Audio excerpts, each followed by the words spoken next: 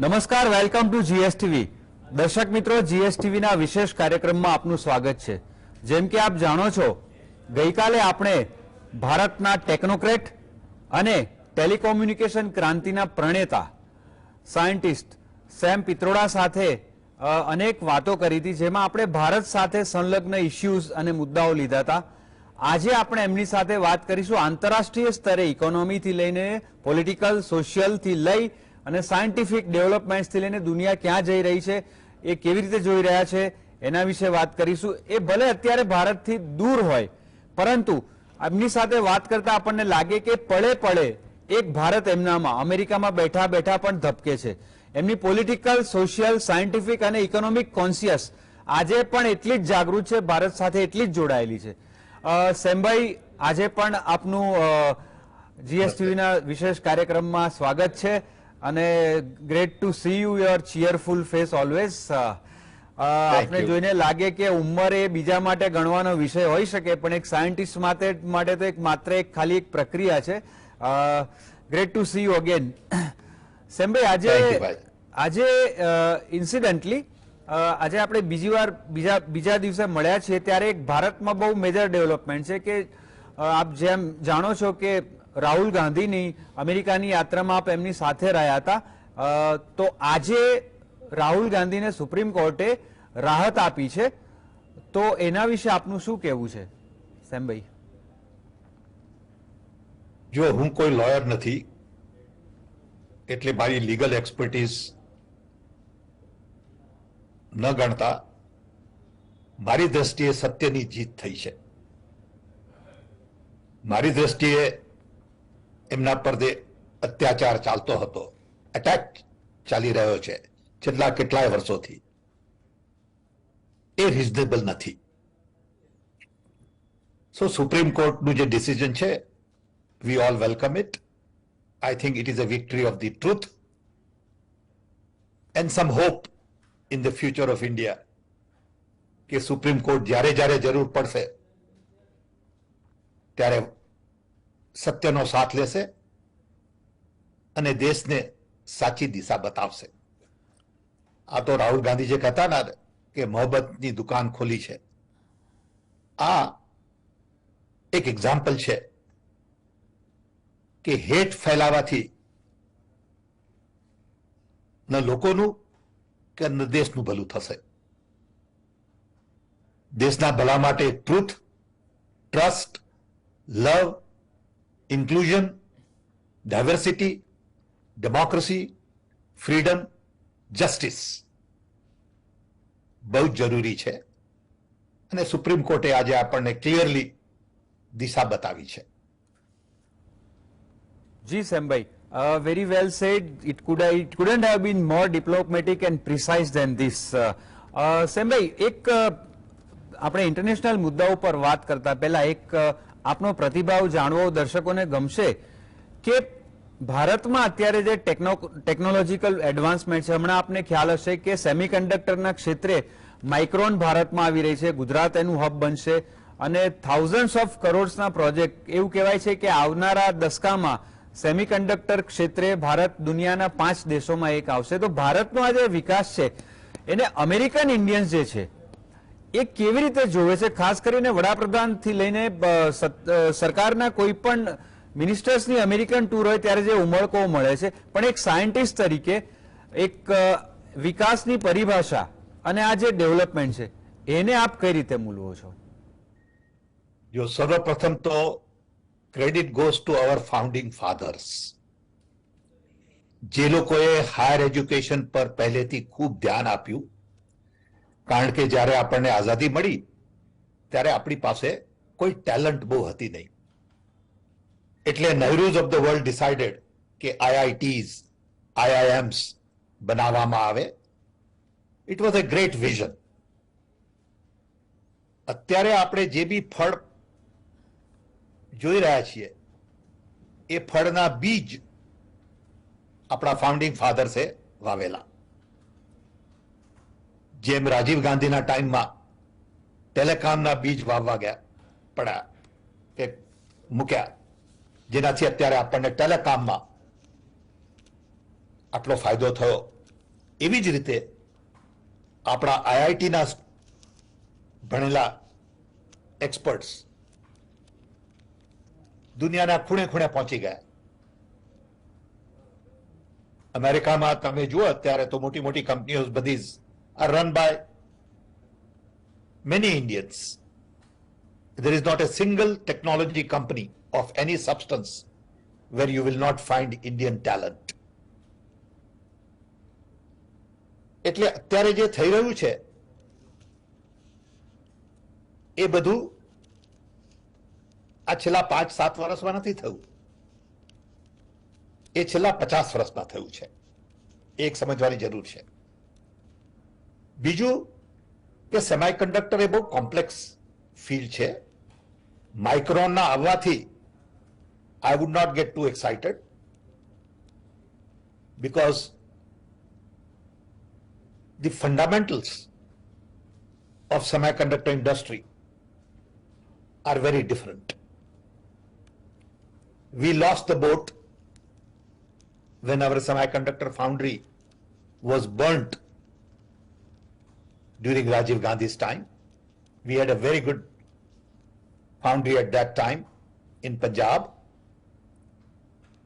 હવે આપણે જ્યાં નાખીએ છીએ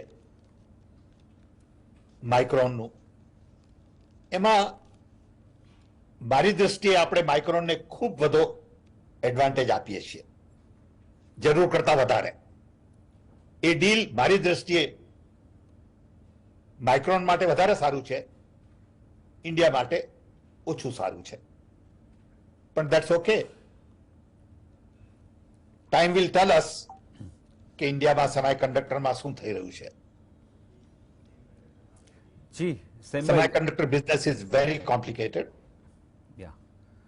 આપણી પાસે ટેલેન્ટ છે, પણ આપણી પાસે એના માટે પાણી, એનર્જી અને એ બધું જોઈએ, ઇન્ફ્રાસ્ટ્રક્ચર, એ હજી એટલું સરળ નથી.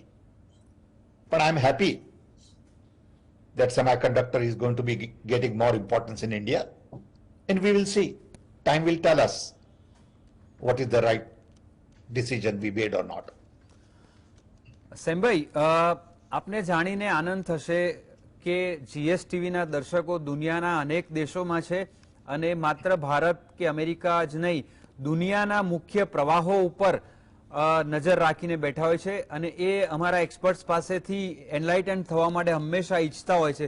તો આજે આપણે વાત કરીશું, ભારત અને અમેરિકાની વાત તો થઈ ગઈ, હવે વાત કરીશું આપે લખેલી બુક વિશે, રીડિઝાઇન ધ વર્લ્ડ. સેમભાઈ, કદાચ દુનિયામાં આપ પહેલી વ્યક્તિ એવા છો કે જેણે આટલી બોલ્ડલી, ક્લિયરલી અને સ્પષ્ટ રીતે આ બુકમાં કહ્યું છે કે 75 વર્ષ પહેલા બનેલી કેટલીક જે સંસ્થાઓ છે, WHO થી લઈને, યુનો થી લઈને, નાટો થી લઈને તમામ જે વૈશ્વિક સંસ્થાઓ છે એનું રેલેવન્સ ગુમાવી ચૂકી છે અને આખું ફરીથી રિસ્ટ્રક્ચર કરવાની જરૂર છે. તો સેમભાઈ, મેં વાંચી છે આ બુક, પણ આપના જ મોઢે દર્શકોને ડિટેલમાં જાણવું ગમશે કે શા માટે આ તમામ સંસ્થાઓ જે દુનિયાની એમ કહેવાય કે ડિસિઝન મેકર્સના પાવર્સ ધરાવે છે, એ આપના મતે એનું વજૂદ કેમ ગુમાવી બેઠી છે? જો મારો જન્મ 1942માં થયેલો બ્રિટિશ રાજમાં, ત્યારે world war was about to end અને અમેરિકન લેડ ટીમ એ નક્કી કર્યું કે આપણે દુનિયાની એક નવી ડિઝાઇન તૈયાર કરીએ. ત્યારે India was still a British colony, China did not matter અને આફ્રિકાને કોઈ પૂછતું નહોતું. એટલે 4-5 વેસ્ટર્ન કન્ટ્રીઝે ડિસાઇડ કર્યું કે આપણે યુનાઇટેડ નેશન્સ બનાવીએ જે ન્યુયોર્કમાં હોય, આપણે વર્લ્ડ બેંક બનાવીએ જેનો હેડ ખાલી અમેરિકાના જ હોય ઓલવેઝ, IMF બનાવીએ જેનો હેડ ખાલી યુરોપિયન હોય ઓલવેઝ, અને પછી વર્લ્ડ હેલ્થ ઓર્ગેનાઇઝેશન કરીએ, અલ્ટિમેટલી WTO, વાઇપો, ઇન્ટેલેક્ચ્યુઅલ પ્રોપર્ટી ઓર્ગેનાઇઝેશન, આ બધું એક સ્કીમથી બનાવ્યું કે જેમાં ડોલર સ્ટ્રોંગ રહે, એટલે banks are controlled by America. This design was created to rebuild Europe, which was destroyed in the war, and rebuild Japan. ત્યારે કોઈને ચાઇના ઇન્ડિયાની વાતે ધ્યાનમાં ના આવી. એ કામ શરૂ થયું એટલે આ ઇન્સ્ટિટ્યુશન્સ સ્ટ્રોંગર બની. પણ એ ઇન્સ્ટિટ્યુશન્સ નો જ્યારે જન્મ થયો બધી, એ પછી તરત જ Mahatma Gandhi led independence movement decolonize the whole world. એટલે આખી દુનિયા આઝાદ થઈ ગઈ. હવે એનો મતલબ શું આ ડિઝાઇન પર એ લોકો સમજ્યા નથી હજી. બીજું, China could rise to a level no one ever thought China would rise. Soviet Union broke up without a gunshot. 9/11 came as a response to a unipolar world. Technology democratize થઈ ગઈ. હું તમને કહું કે હું જ્યારે અમેરિકા આવ્યો 1964માં, ત્યારે ન મેં કોઈ દિવસ ટેલિફોન વાપરેલો, ન કોઈ દિવસ પોતાના હાથે રેફ્રિજરેટર ખોલેલું, કે ન કોઈ દિવસ એર કન્ડિશન રૂમમાં સૂતા હતા. અત્યારે all of these things are available in India. અમારા જમાનામાં સ્કૂટર લેવું હોય તો 4 વર્ષ કે 3 વર્ષ કે 2 વર્ષની રાહ જોવી પડતી. That world has changed. એટલે ટેકનોલોજી ડેમોક્રેટાઇઝ થઈ ગઈ. અને 9/11 shook everybody up. એ પછી કોવિડ એ આપણને ક્લિયર મેસેજ આપે છે કે we are all interconnected. Nobody is isolated. Borders don't mean anything. જો એક ડિઝીઝ ચાઇનામાં ક્યાંક નીકળ્યો, એ આખી દુનિયા પર પહોંચી ગયો. એની અસર તમે જુઓ. એટલે આપણા મગજમાં જે બોર્ડર્સ છે, નેશનાલિટી છે, સિટીઝનશીપ છે, it didn't matter anything two Covid virus. We are all interdependent, interconnected, interrelated, and we must respect that. In addition, the whole hyperconnectivity has given us a chance for the first time in the human history that we are all connected. All 8 billion people are essentially connected. What does this connectivity mean to human civilization? A પ્રશ્ન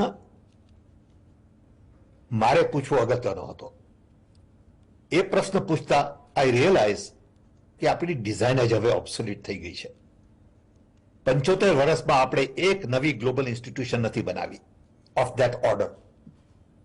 એ તો કેવી રીતે ચાલે? 75 વર્ષમાં ઘણું બધું બની ગયું. બધા દેશો આઝાદ થઈ ગયા, ટેકનોલોજી ડેમોક્રેટાઇઝ થઈ ગઈ, વર્લ્ડ got connected. હવે we need a new design. Old design જે હતી, it was based on democracy, human rights, capitalism, consumption and military. So I am proposing a new design which is based on inclusion, basic human needs, new economy, because capitalism has not delivered better distribution of wealth. અત્યારે તો દુનિયા ખાલી powerful લોકો ચલાવે છે. જેની પાસે પૈસા છે એ પોલિટિક્સ કંટ્રોલ કરે છે, અને એ લોકો એમના ફાઇનાન્શિયલ પાવરથી બધી પોલિસીઝ નક્કી કરે છે, અને they are concentrating more and more wealth in the hands of very few people. And this cannot go on. Where you have few multi billionaires and rest of the people don't have enough to eat. How long we can go on doing that? એટલે અત્યારનો model છે is basically obsolete. Look at the way the American dollar controls financial markets in the world. But everybody accepts it. United Nations can't keep peace. They have no role to play in Ukraine war. એ કઈ જાતનું? એટલે institutions are basically broken. So I am proposing new institutions for inclusion, non-violence. I hope we have now evolved to a point we can discuss issues across the table and not take gun to fight. A barbaric attitude છે કે બંદૂક લઈને નીકળી પડ્યા અને લોકોને મારો. એટલે we need to really think of the next evolution of human civilization, and that requires new thinking, new very bold structures, institutions. All our governments today were designed 80 years ago in vertical silos. Is there a need for a railway ministry anymore? એ કઈ જાતનો idea છે મને સમજમાં નથી આવતું કે if we want inclusion, there is no ministry of inclusion. If we want sustainability, there is no ministry of sustainability. There is no ministry of non-violence. એટલે I am thinking of a whole new way of looking at our world. I'm just finishing another book કે હવે આવશે થોડા વખતમાં, early next year, on democracy at crossroads. દુનિયામાં દરેક જગ્યાએ અત્યારે democracy is in danger because of few bad actors, because of misuse of technology, but ultimately hyperconnectivity કહે છે કે we have to empower people. આજે ફોન આપણા હાથમાં છે is a very powerful library. It's a very powerful knowledge-based device. It is a very powerful instrument to connect people, explore the world. And the idea is to empower people, which is antithesis to authoritarian mindset. એટલે આ બધા વિચારો અત્યારે important છે, પણ લોકો આના પર ધ્યાન નથી આપતા. કારણ શું કે જે લોકો કેપેબલ છે, they want to exploit the system. સેમભાઈ, આ બધી સંસ્થાઓનું વજૂદ તો જતું રહ્યું છે, એ ઘણા સંમત થશે, પણ આપને લાગે છે કે અત્યારે necessity is the mother of all ઇન્વેન્શન્સની જેમ દુનિયાના મોટા ભાગના દેશો અલગ અલગ બંધારણ, અલગ અલગ કાયદા, અલગ અલગ સિસ્ટમ, અલગ અલગ ઇસ્યુઝના લીધે જે વ્યક્તિગત રીતે જુદા પ્રોબ્લેમ્સ ફેસ કરી રહ્યા છે, do you foresee a possibility of an universal umbrella to have the world under it in terms of new system, in terms of laws and constitution? I think so. I think it is important for us to recognize that we need global constitution. Yes, that is what we wanted to know from you. But you and I have to agree that we will respect everybody. We will have freedom for people to But move. Sembhai, sorry to interrupt you. Would you see the possibility of it in in the days and in era of intolerance and differences where every border is burning virtually? Would they agree? I think so. I think અત્યારે we are going through a transition. આ છે ને knee jerk reaction છે connectivity ની. બધા ગભરાઈ ગયા છે કે આ connectivity તો we are going to lose our power. Through this connectivity we are going to be in trouble. એટલે આજે પાવરફુલ પોઝિશનમાં લોકો છે, એ લોકો they are fighting. And I think in the long run we will have democracy. I am convinced of that. સેમભાઈ, આપને એવું લાગે છે અત્યારે દાખલા તરીકે એક નાનું એક્ઝામ્પલ લઈએ, આમ તો નાનું નથી, બહુ મોટું છે, 1.5 વર્ષથી દુનિયાને બાનમાં લીધું છે રશિયા યુક્રેન વોર. આવા ભૂતકાળમાં પણ ઇરાક ઇરાન વોરથી લઈને તમે જુઓ તો ઇવન બોસ્નિયા સર્બિયાના સિવિલ વોરથી લઈને બુરુંડી રવાંડા તમે જુઓ, તો આવી જે ઘટનાઓ બને છે એ વખતે આપને લાગે છે કે દુનિયાની જે નિર્ણાયક લીડરશિપ છે, જે પોતાને પાવરફુલ માને છે, એ આના સમાધાન લાવવામાં કે સમજાવવામાં બહુ ડિઝાસ્ટરસલી, બહુ જ હોરિબલી, બહુ જ ખરાબ રીતે નિષ્ફળ ગઈ છે અને પોતાને એક મહાનતાના અંચળાથી પીડાતી વ્યક્તિઓ નો નકાબ ઉતરી ગયો છે. તમારા what is the influence you have if you cannot stop this? અત્યારે શું છે કે everybody is focused on markets. They are more interested in selling military equipment than creating peace. We need focus on non-violence. અત્યારે focus violence ઉપર છે દરેક જગ્યાએ. અમેરિકાના ગન લોસ તમે જુઓ, ઓકે, એટલે everybody is empowered with a gun. તો લોકો શૂટ કરે જ ને, આટલા બધા મર્ડર થાય છે, આટલા બધા લોકો જેલમાં છે, કેટલા બધા લોકો ડ્રગ્સ લે છે, એ બધું શું છે આવા રીત દેશમાં? Why so much unhappiness in a rich country like this, where people are murdered every day, where people are on drugs all the time? કારણ કે we have not looked at the fundamentals. We have ignored people and planet. I come back to these basic issues all the time, that we really need to pay attention to planet and people and not profit and power. આજે war ચાલી રહ્યા છે, it is all about profit and power. It is not about people. કેટલા innocent લોકો મરી રહ્યા છે, કેટલી પ્રોપર્ટી લોકોની ડિસ્ટ્રોય થઈ રહી છે. Doesn't matter who is doing it, where they are doing it. They are all people. We should be worrying about what is happening to the people of the world. But US is hell-bent on expanding NATO, and Russia is hell-bent on saying we will not let you expand NATO, and the proxy war is being fought in Ukraine.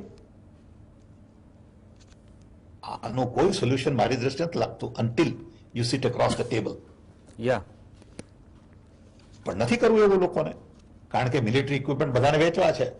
હવે તો એવું કહે છે ને, તમે NATO કન્ટ્રીમાં આવો ને 2% તમારી GDP મિલિટરીમાં નાખો. Because it is all about power and profit. It's sad. પણ આપણું કોણ સાંભળે અત્યારે? The only people who get hearing is rich and powerful. Powerful are backed by rich. એટલે world is basically run by super rich people indirectly, just to increase their profits. Yes. સેમભાઈ, એક બહુ જ જી એક બહુ જ સેન્સિટિવ મુદ્દો છેલ્લા 10-15 વર્ષથી જે દુનિયાના તમામ ડેવલપ કન્ટ્રીઝ ફેસ કરી રહ્યા છે, એ ડિપ્રાઇવેશનથી પોલિટિકલ અને રિલિજિયસ માઇગ્રેશન, પોલિટિકલ અસાયલમની જે વાત છે એ બહુ જ ગંભીર કક્ષાએ છે. અત્યારે એવું સાંભળ્યું છે કે ન્યુયોર્કમાં પણ મેક્સિકો બોર્ડર ઉપર હજારો લોકો અમેરિકામાં પ્રવેશવા બેઠા છે રાહ જોઈને. 2-3 દિવસ પહેલાના એવા પણ કંઈક વિડીયો હતા કે ન્યુયોર્કમાં પણ ફૂટપાથો ઉપર ને કંઈક બંધ થઈ ગયેલા થિયેટરની બહાર સેંકડો લોકો બેઠા છે. આ શું થઈ રહ્યું છે સેમભાઈ? વેર According to me, this is about economic inequality. It is not about political asylum. But how would the asylum seekers disturb the existing country where they જર્મનીમાં તો asylum મેળવ્યા પછી જે પ્રવૃત્તિઓ કરી અમુક લોકોએ એના લીધે they put others in a mark of question. થાય છે શું કે you see, તમે એવી કન્ડિશન્સ ઊભી કરી છે એ ગરીબ કન્ટ્રીઝમાં. there are no opportunities. તમે એ લોકોની માઇન્ડ કંટ્રોલ કરો છો, તમે એ લોકોના બેઝિક રિસોર્સિસ કંટ્રોલ કરો છો, પણ પ્રોફિટ જાય છે એબ્રોડ. તમે ઘાનામાં જાઓ કે તમે કોઈ બી આફ્રિકન કન્ટ્રીમાં જાઓ, એ લોકોના નેચરલ રિસોર્સિસ કોણ કંટ્રોલ કરે છે? તો કે develop countries. They are still poor, they are still ડિગિંગ earth, but gold is taken out somewhere else. એટલે લોકો કહે છે કે લુક, આ ઇકોનોમિક ઇનઇક્વાલિટી નો જો તમારે સામનો કરવો હોય તો તમે એ લોકોના દેશમાં પહોંચી જાઓ. આ એક વ્યૂ છે. Right wrong, I am not putting value to it. Okay. As opposed to saying we will invest in Africa to build Africa. We will make sure that the African countries get their due share from the African resources. એવું તો કોઈને કહેવું જ નથી ના, કારણ કે બધાને પોતાનો પ્રોફિટ મેક્સિમાઇઝ કરવો છે. If Africa remains poor, African people will go all over. એનો કોઈ ઇલાજ જ નથી. ઓકે. અમારા જેવા લોકો અહીંયા કેમ આવ્યા 60s માં? કારણ કે we realized that with a master's in physics and electronics in India, there were no opportunities except કે તમે ડેમોન્સ્ટ્રેશન ડેમોન્સ્ટ્રેટર બનો કોલેજમાં કે ભણાવો કોઈને, એટલે અમે અમેરિકા આવ્યા.